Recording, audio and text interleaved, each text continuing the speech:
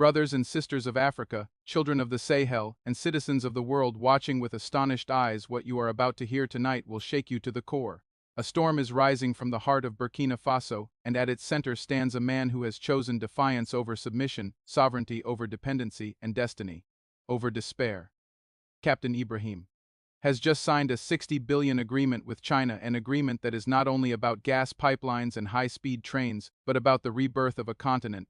Think for a moment what $60 billion means. It is not just numbers on paper, it is schools built where there were none, industries powered where there was silence, and cities linked by rails where once there were only dusty roads. It is the energy that will light up the darkened homes of our children, the speed that will carry a farmer's harvest to the market before it spoils, and the force that will finally unchain us from the mercy of the so-called aid donors who fatten themselves on our misery.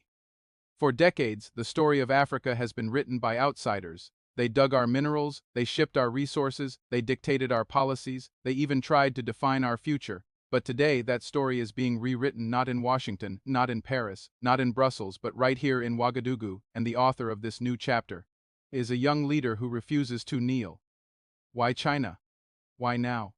Because the time of illusions is over. The West has promised us progress for centuries, but they left us with chains disguised as loans and aid. They told us to privatize our water, sell our land, abandon our farmers, and accept poverty as our fate, but has torn up that script and replaced it with one word: sovereignty. This is not aid, this is not charity. This is partnership built on respect and vision. Do you see what this means? It means energy flowing through every corner of Burkina Faso, igniting industries, empowering schools, and ending the long nights of candlelight for millions of families.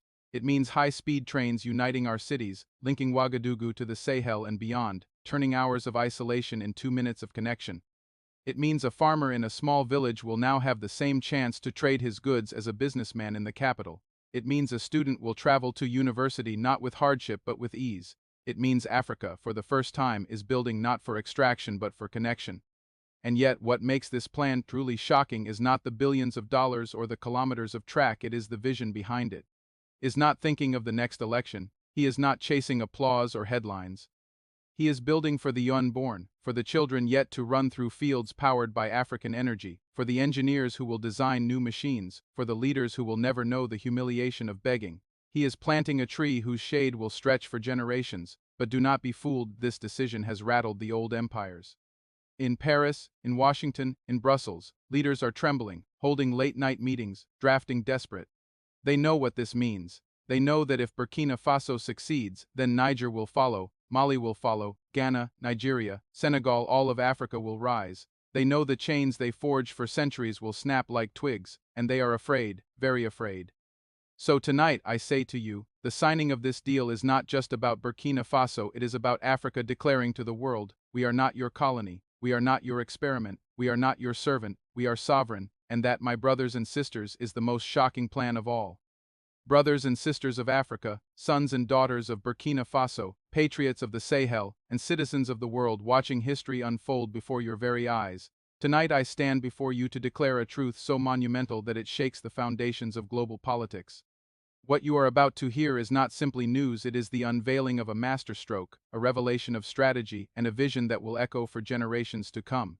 For too long, the heartbeat of Africa has been muffled beneath the boots of colonial powers. For centuries we have been told that our place is at the bottom, that our role is to supply raw materials while others dictate the price. To dig gold we never, where to mine uranium we never, use to export cocoa while our children starve. We were told to be grateful for aid that enslaves us, for loans that cripple us, for promises that were never fulfilled. But today a new dawn rises, carried on the shoulders of one man who dares to defy the old order, President Captain Ibrahim. In a bold and unprecedented move, Ibrahim has signed a $60 billion agreement with China, a deal that fuses two monumental undertakings: the construction of a state-of-the-art gas infrastructure and the creation of a high-speed railway system that will place Burkina Faso and indeed West Africa on the fast track to sovereignty and modernity. The West did not expect it, they did not anticipate it, and they cannot comprehend the vision behind it. But this is not just about infrastructure, this is about revolution. $60 billion. The sheer scale of it makes the ground beneath our feet tremble. But let us be clear, this is not charity, this is not aid, this is not another trap of so-called development partners. No, this is a partnership of equals, built on respect, on vision, and on a shared determination to break the chains of dependency. For the first time, Africa is not a spectator in the theater of global progress. We are actors, we are engineers, we are dreamers, and we are builders. Let us first look at the gas infrastructure. Burkina Faso, like much of Africa, has been shackled by an artificial scarcity of energy. While our lands are rich with resources, our people cook with wood, our industries stall, and our children do homework by candlelight. This is not by accident, it is by design. For decades, our resources were siphoned away by corporations from Paris, London, and Washington, leaving us impoverished in the midst of abundance. But now, with this deal, gas will flow to our homes, to our schools, to our factories. Pipelines will spread like arteries, delivering lifeblood to the body of the nation. Power plants will rise, industries will roar to life, and Burkina Faso will no longer be at the mercy of imported electricity or exploitative energy contracts. And then, the railway. My brothers and sisters, Africa has always been denied the right to connect itself.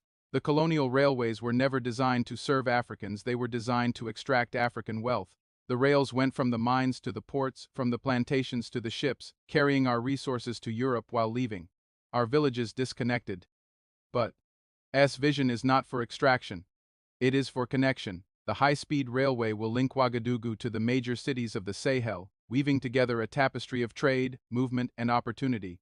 Farmers will bring their harvest to market in hours, not days. Students will travel to universities with ease.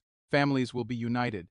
A continent that was cut apart will be stitched back together with steel and speed. But why China? Why not the West? This, my brothers and sisters, is where the shocking brilliance of this plan is revealed. The West has never invested in Africa without hidden conditions. Every so-called aid package comes with strings that tie us to debt, to military bases, to political manipulation. The IMF and the World Bank have given us loans that demanded we privatize our water, our schools, our hospitals, selling our birthrights to foreign investors. But China came with a different proposition: partnership, not paternalism; infrastructure, not interference; respect, not robbery. Make no mistake, the Western powers are panicking tonight.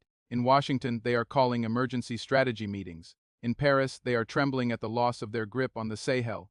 In Brussels, they are scrambling to rewrite their playbook. They know what this means. They know that once Africa rises with its own energy and its own infrastructure, there is no turning back. They know that once we taste sovereignty, we will never go back to servitude. This $60 billion project is not just about Burkina Faso. It is about Mali, Niger, Ghana, Nigeria, Senegal. It is about the whole of Africa. For when one nation breaks free, others follow. When one man dares to defy, others gain courage. Ibrahim has lit a torch that cannot be extinguished, a fire that will spread across the continent until Africa stands tall, proud, and unbreakable. But the most shocking part of this plan is not the scale of money, nor the speed of the trains, nor even the vastness of the pipelines. The most shocking part is the long game, the vision for 100 years. Is not building for elections. He is not building for applause. He is not building for temporary headlines. He is building for the children not yet born, for the farmers not yet farming, for the engineers not yet trained, for the Africa not yet realized. He is building a legacy of sovereignty carved in steel and powered by gas, a legacy that will stand when the West has crumbled under its own hypocrisy. This is the true revolution, not one fought with bullets alone, but with bulldozers and blueprints, with rails and pipelines, with power and speed. It is a revolution of dignity, a revolution of modernity, a revolution of sovereignty. And so, brothers and sisters, as we bring this historic moment to a close, let us pause and reflect on the gravity of what we are witnessing. Tonight is not just about an agreement signed between Ouagadougou and Beijing. Tonight is about a declaration to the world that Africa will no longer wait for permission to dream, and we will no longer beg for the crumbs that fall from foreign tables. This $60 billion plan for gas infrastructure and high-speed rail is not merely an economic project, it is a roadmap to dignity. It is a bold affirmation that Burkina Faso, under Captain Ibrahim's leadership, refuses to remain trapped in the cycle of dependency that strangled our fathers and mothers. It says, loud and clear, that we are the masters of our resources, the architects of our destiny, and the custodians of our children's future. For too long, we were told to accept our chains as destiny, to accept poverty as natural, to accept exploitation as progress. But now the tide is turning, has placed Africa's interests on the table, not as a beggar's plea but as a partner's demand. He has dared to envision an Africa where railways bind us instead of borders dividing us, where pipelines fuel factories instead of feeding foreign empires, where the hands that till our soil are the same hands that reap prosperity. Make no mistake, the road ahead will not be easy. There will be attempts to sabotage this vision.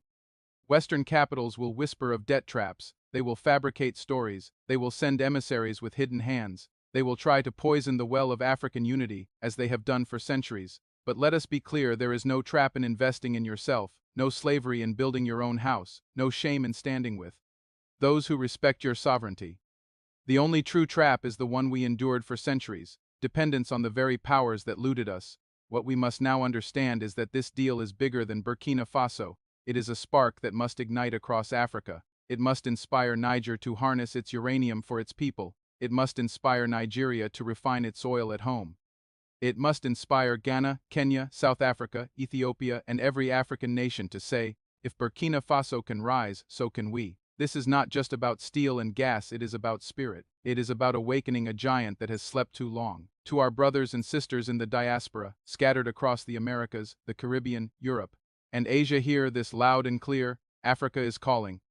The land of your ancestors is rising. The soil that birthed humanity is stirring again. Do not turn your back. Do not let cynicism cloud your heart. This is your moment too. The trains we build, the pipelines we lay, the schools we light up with energy, these are not only for those within Africa's borders, they are for every descendant of Africa who carries the memory of resilience in their blood.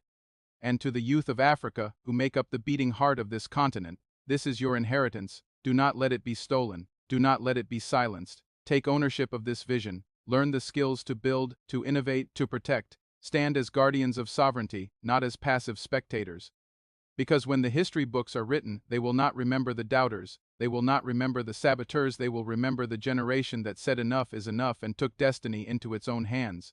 Captain's shocking plan is, in truth, a simple one: to treat Africans as human beings worthy of dignity, prosperity, and power. And yet, in a world that has long denied us even the smallest freedoms, such a plan shakes empires, terrifies elites, and awakens hope in billions. That is why tonight, across villages and cities, across deserts and rainforests, across oceans and borders, Africans everywhere feel a new fire burning. So let us leave this gathering not just informed, but transformed. Let us walk out of here knowing that we have entered a new era, an era where the question is no longer can Africa rise, but how fast will Africa rise? An era where our leaders no longer bow but negotiate, where our nations no longer beg but build, where our children no longer look outward for salvation but inward for strength.